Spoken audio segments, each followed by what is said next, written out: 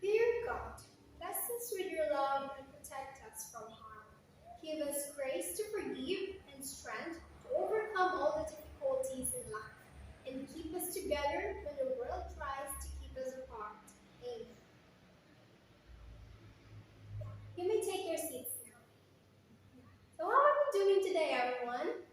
Are you feeling well? Are you happy that you're here? That's nice to hear. So before we start our discussion, I'm going to check your attendance first. Okay. Where is Miss Lucy? So say present as I call your name, okay? So yeah. How about Mr. Ivan? Miss Crystal? So I think everyone's here. So that's good that I can see your face here right now. So we should start our lesson. So we have here our drill. Here are words that you need to pronounce, and before that, I'm going to pronounce it first or to read it first, and then you repeat after me. Okay? We have the qua sound. Qua, qua. Very good. We have quat, quat, quarrel, quarrel.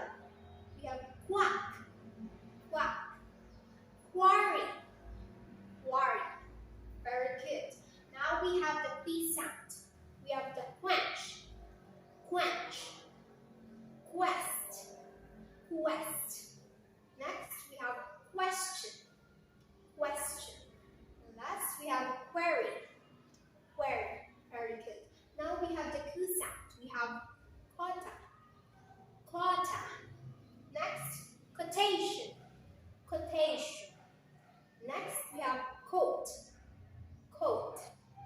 Last, we have the quotient, quotient. Very good, everyone. Next. So since we are done with the early Roman literature, may I ask this question? So what have you learned from our previous lesson? What have you remembered during our discussion about early Roman literature? Yeah, that's good. Some more ideas? Very good. So to sum up our previous lesson, we talked about how Romans were impressed by the literature of Greeks. That's why they decided to imitate it or to use the Greek literature as their basis to write their own versions of their literary works. So are you familiar with the mythology? That's good. So based on that mythology, so who started it first? Is it the Greek mythology or the Roman mythology? Very good.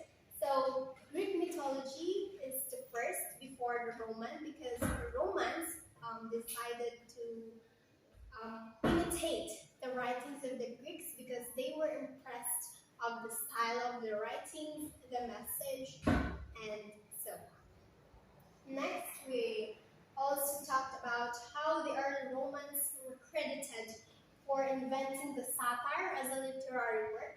When we talk about satire, it is a literary work in which folly or evil in people's behavior are held up to ridicule, meaning that the behavior of an individual, they use it as their basis to write ridicule literary work based on that people's behavior. Yeah. So I really hope that you have learned about our early Roman literature class last week. Yeah? Do you have any suggestions or thoughts about it? None? Yeah. Okay, so let's proceed. So here's a question first. Why do you think that the Greeks value beauty, art, intellect, honor, and truth? Why? Ask it to yourselves. Why? It's just your opinion. I just need your opinion. That's good. You have a good point there. So they value beauty, art, intellect, honor, and truth because that's what they are. That's embedded in their culture, and we also have different cultures. That's why we need to respect it. but they value those words that I highlighted because they were born, or that's what the norms in their society back then. So next, we have here a book, The Iliad by Homer. So I want you to read it silently. Now that you have your textbooks with you, so a book like this, so you need to open your book on page 154. It's just a summary, so it's a short summary, so you only need a few minutes to finish it. So I want you to understand it deeper, so you can relate with the message about it and understand it, okay? So I'll be giving you 20 minutes to read it silently.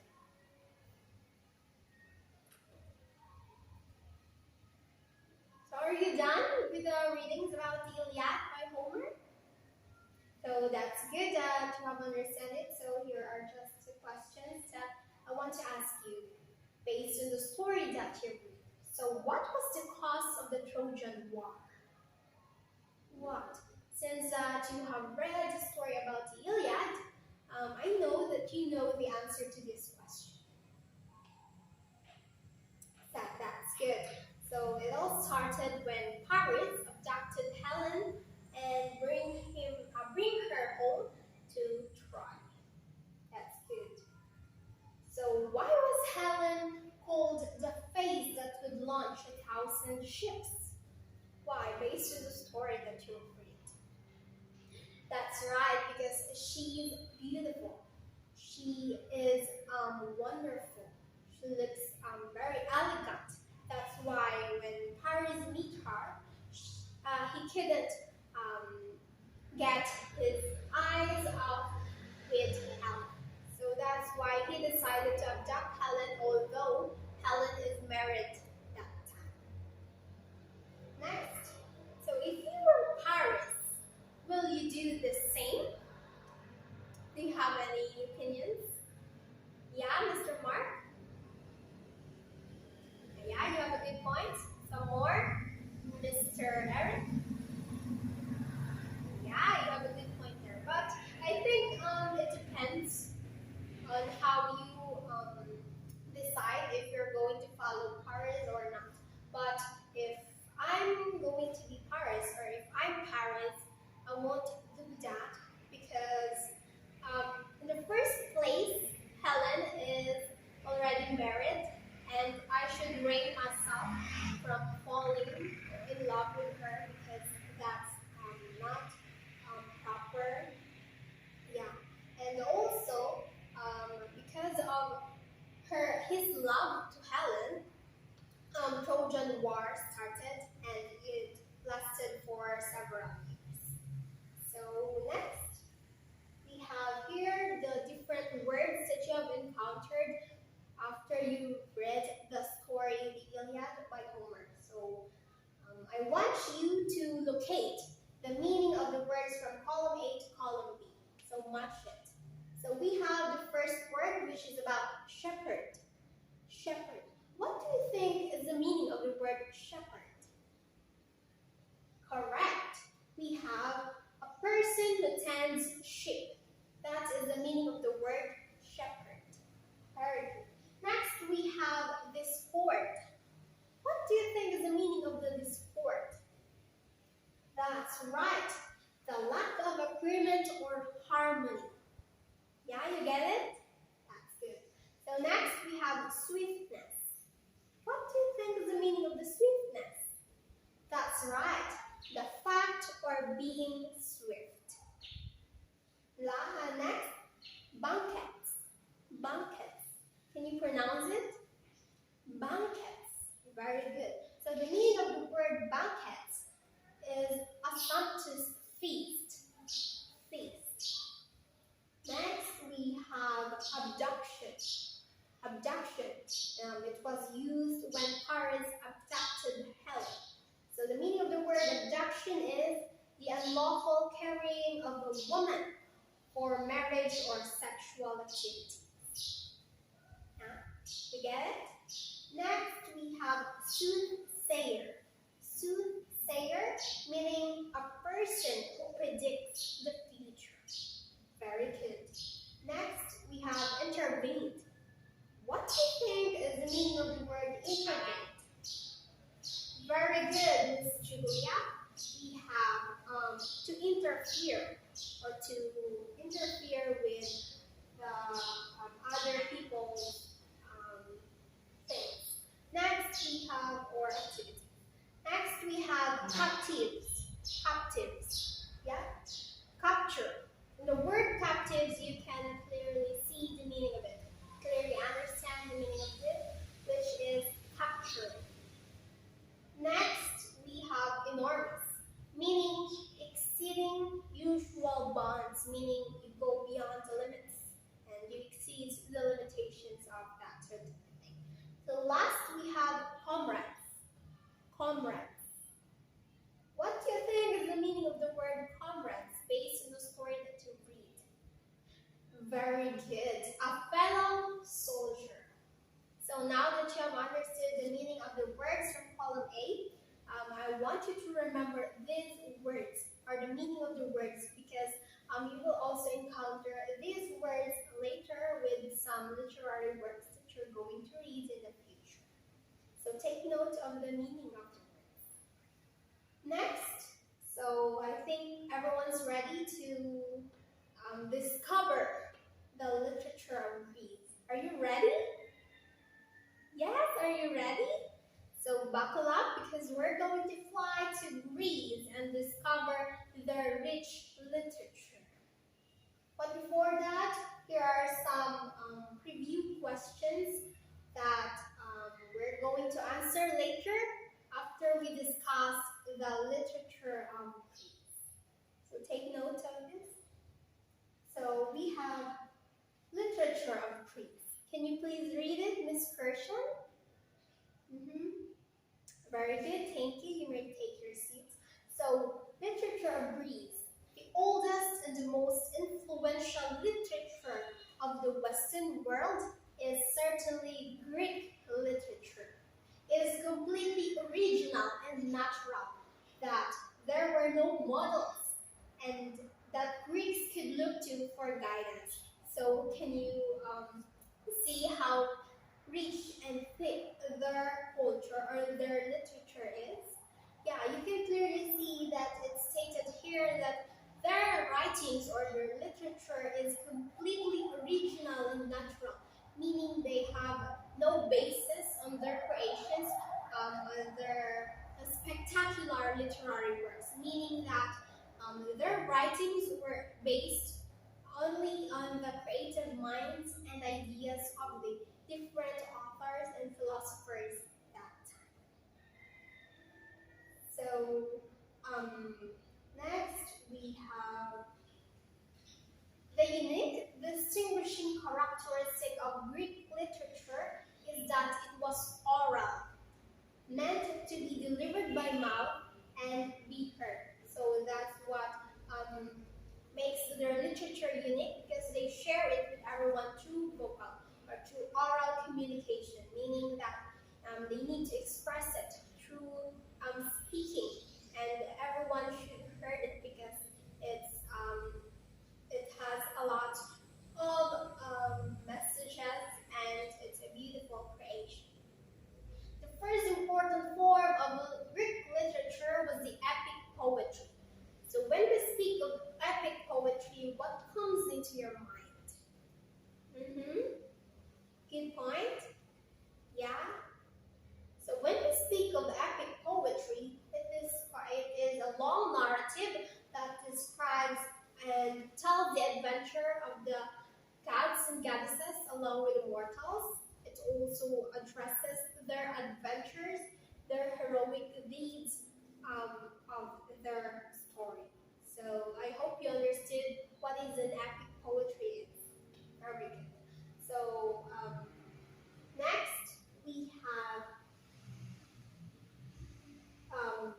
in the 8th century BC, Homer, considered the greatest Greek poet, wrote two epics, the Iliad and the Odyssey.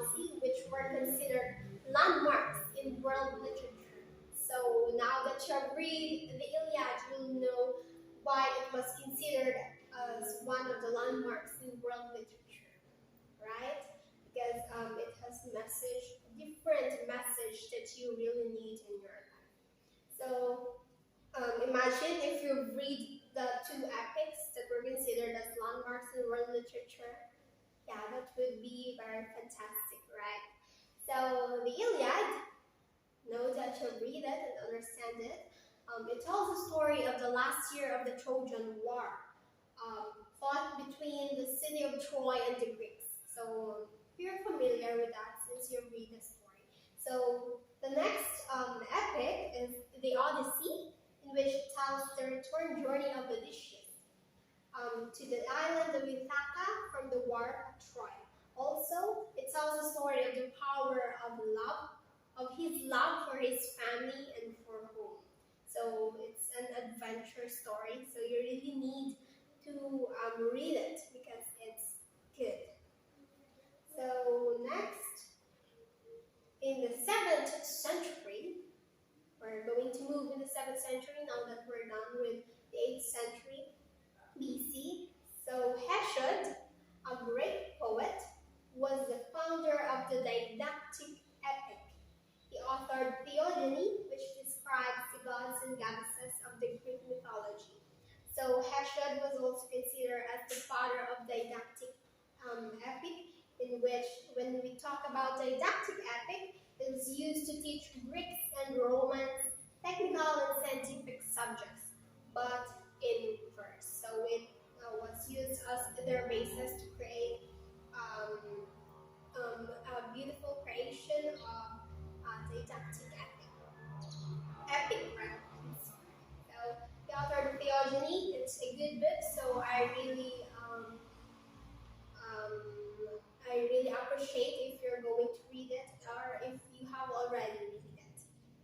So next, always remember that Hesiod is considered as the father of the didactic epic since he was the founder of it. Yeah, copy? Do you have any clarifications? None so far? That's good. So next we have lyric poetry evolved around 650 BC. Sappho composed the melic poem, a special type of a lyric poem that was sung, not recited. So as what I have researched about Sappho, she is a girl during the 650 BC, in which she composed the melic poem. When we speak of melic poem, it is intended to be sung and not recited. Do you get my point? That's good.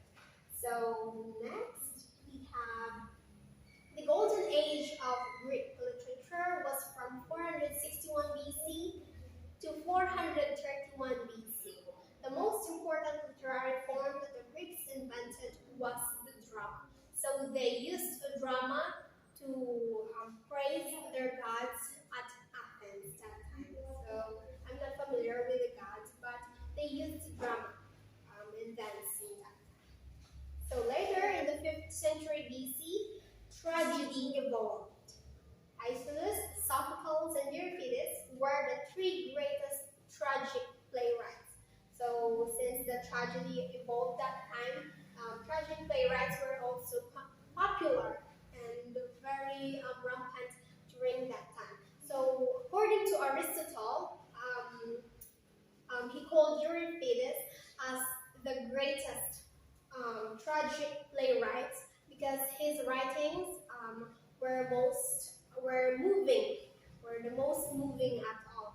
But I think that the 3 of them are great. It's just that it's Aristotle's opinion that he thinks Euripides is the greatest tragic playwright. Next, we have comedy. Comedy was also prominent in the 400 BC. The best-known writer of Greek New Comedy is Menander. The plays of Aristophanes, a writer of satiric comedy, reflected freedom and spirit that pervaded Athens at that time. So we also have Herodotus, considered as the father of history and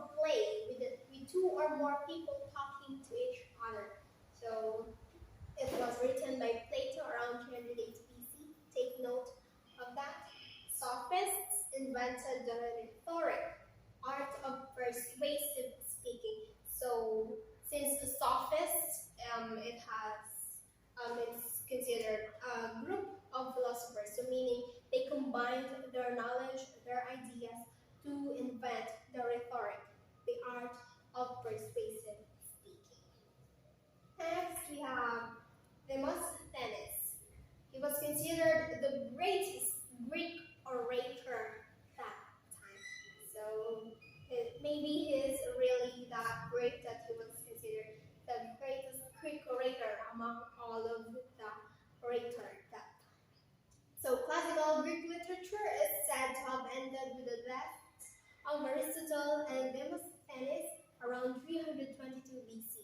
So meaning that the classical Greek literature depends a lot on Aristotle and Demosthenes, that after they died, the classical Greek literature is said to have ended. So maybe that's just their speculations, but I think there are also lots of wonderful or great writers or philosophers that exist today, or after the deaths of the two philosophers mentioned. So next, we have the Hellenistic Age in 323 BC. Saw the rise of pastoral poetry, which was introduced by Theocritus, which showed appreciation for the nature. So during the Hellenistic Age, pastoral poetry was rampant that time, in which it talks about their appreciation for the nature. Maybe all of their subjects is all about the nature. Next, do you have any questions? You are free to ask me if you have on your minds or thoughts. So it will also help you to understand deeper if you have nothing left question on your mind. Don't be shy. Yeah, okay. So shall we proceed? That's good. Okay. So the translation of the Old Testament into Greek was one of the most valuable contributions of the Hellenistic age. So since that the Old Testament was written in a different language, it's also difficult for them to read it. That's why during the Hellenistic age, the most valuable contributions that time was when the Old Testament was translated into Greek. Next, prose was the prominent literary form during the Greco-Roman age.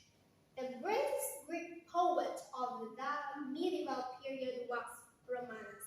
So if you're familiar with Romanus, you're free to raise your thoughts about him and share it with your classmates. None so far? Oh yeah, no, that's okay. So during the Greco-Roman age, prose was rampant at time. So as you've noticed, during the different age or year that was mentioned, different literary form was rampant. So because it changes, everything changes, even in the literary form that was rampant in their society. That's why they adopted it and make sure that in every age they have different writings that they produce and to be shared with everyone. So during the Byzantine literature, it refers to the literature of the Byzantine Empire, written and criticizing medieval and early modern Greek literature. So when we speak of Byzantine literature, those literary works that were created during the reign of the Byzantine Empire.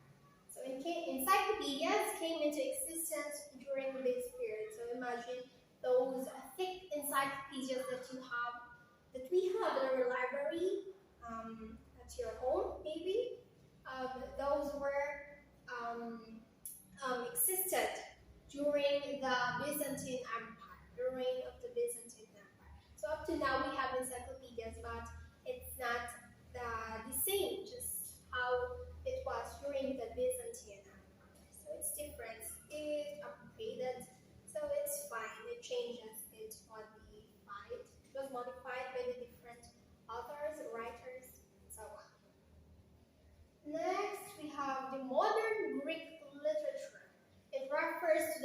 literature written in common modern Greek, emerging from the late Byzantine times in the 11th century AD. So after the Byzantine time, it was the time for the Greek modern Greek literature.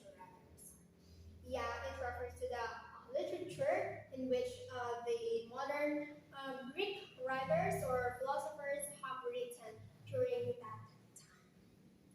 So you have understood our topic about literature of Greece. Do you have any questions? Verifications? No, okay, that's fine. So, honest? Are you being honest right now? That's good. So now that since you have really understood the literature of Greece, I have an activity here. I have prepared an activity and it's an oral recitation. So just your opinions or your ideas about the story that you read. So the first one to answer the questions will have points for me. So are you ready? So number one, we have, what was the cause of the Trojan War? What? Okay, Ms. Clarice. Good point. So that was a great explanation. So the cause of the Trojan War was when Paris abducted Helen and brought her home in the city of Troy. Very good. So do you think it's right that the gods intervened with the war of the mortals? Yes, some more. Okay, you have a good point there. So I think it's not right for the gods to intervene with the war of the mortals because since they were immortal, they should not be intervening with the things that mortals are supposed to do. So, but it's different from the Greek literature or from the Iliad because gods and goddesses during that time were socializing with the mortals. So I think it's different. Yeah. So next, why does the Trojan War last for 9 years? Do you have any idea? Very good. So it lasted for 9 years because of their pride, because of their strength. They endure the pain, the deaths, just to protect their pride from each other. Next, if you were Odysseus, what would you feel during the 10-year Trojan War? So if I were Odysseus, yeah, your thoughts about it. It's just your opinion. That's good. So that's right. If you were Odysseus, I think you would feel exhausted, tired, and I think you would really miss your home, your family beside them, and the peace of mind. Yes. So next, what would you feel when the world turns down on you? I think it's a very tricky question. So I'm just humbly asking for your opinions about it. So next we have, what is the message of the Iliad about love? That's right. It talks about the love, friendship, love for family, for your siblings, and for your comrades rather. So why is it important to preserve the literary pieces? That is good. You have a good point there, Ms. Ricali. So we need to preserve and protect the literary pieces that exist at that time and still existing right now because it has a story about the culture or the happenings in the society during that time, and it's considered as one of the cultural heritage of that time. So we really need to preserve it for the future generations, so they will be able to read it, to see it, and understand how rich the culture back then during the time that those literary pieces were created. Next, we have group activity. Are you ready? I know it will be fun because it's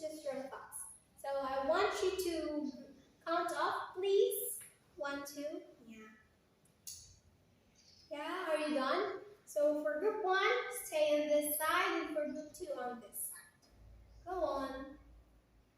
So here's we will have our debate for today. Yeah, about should the gods and goddesses interfere with the mortals?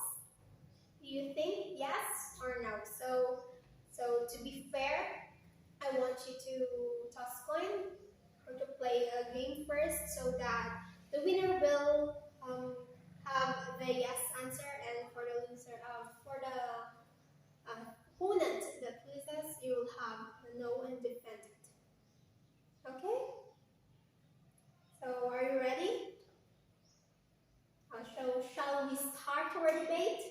Go on, proceed. Wow, that was fantastic. Give yourself a round of applause, please. I'm so proud of you.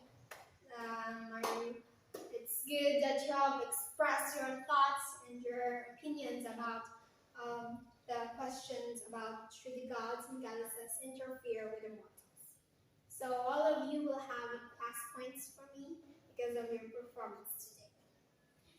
So next, we have here a photo. What do you think is a photo all about?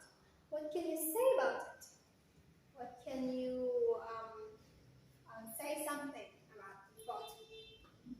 Yeah, talks about different skin colors, gender, equality, and strong bond with each other. That's good. So the photo, so we can relate it with the story of the Iliad, one that you've read a while ago, because it reminds us that friendship is a relationship that we need and must be strengthened and should not be trampled. So is it really important to have friends and to have a stronger relationship with them? Yes, of course. Friendship is very important, a relationship that we need in our lives because they will protect you, they will be there for you during your darkest and lowest point of your life. And they will also help you on trying to get out of the mess in your life. So always remember to love your friends, to treasure them and treat them like a family because those people are blessings. So we really need to protect and to be with them during our darkest or the lightest moment of our lives.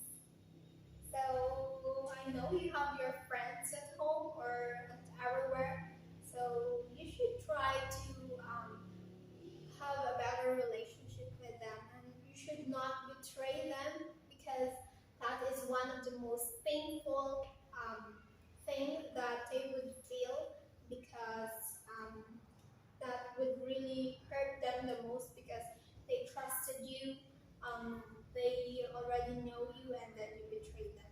That's a different kind of story. So avoid that, okay? So next we have here an activity for today. So since we have test 1 to 3, and so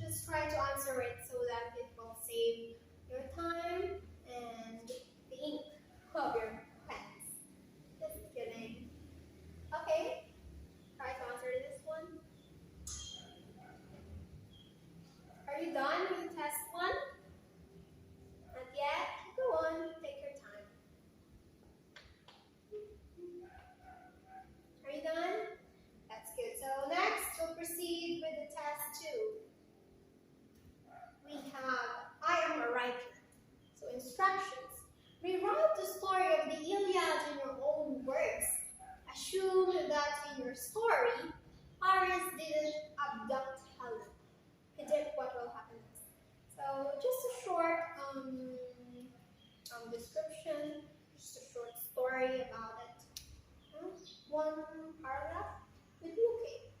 Just explain it. And for the last test, using a Venn diagram, compare the characteristics of Achilles and Paris from the story The Iliad.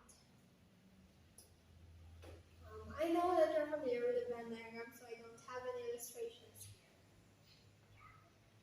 No, go on, just try to answer it. So if you're done, you're free to pass the paper here, and I will just check it later to save your time, since we don't have enough time left. So do you have any questions about our lesson, clarifications? Any thoughts that need to be cleared? None so far? That's good. So do you really understood our lesson for today, which is about literature of Greece? That's fantastic. So I know that you are fast learners, so it's easy for you to cope up and to understand our topic. So are you done? Yeah. Pass it here. So we have here for the last part of our meet today. Here's your assignment. So here's what you need to do.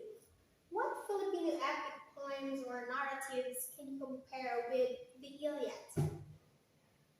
Yeah, you're free to select any epic poems or narratives that you can compare. So using a Venn diagram, you're free to compare the two story or the two epic poem with one another. So though the assignment will be passed tomorrow, and we're going to check it first before we start our another lesson. So take note, please. Copy this question. So that's it for today, since we have no time left. So I hope that you've learned a lot from our lessons for today, which is about literature of Greece.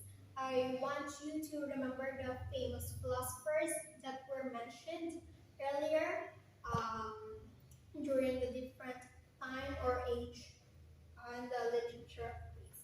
So I also recommend on you to read the story of the Odysseus, which was also written by Homer, since it's a great story that that must be read with everyone. So that would be all. Goodbye, everyone. It was nice meeting you today, and it's a time well spent with you since you've understood our topic. Yeah. So we will end here, and we're going to see each other next meeting. So I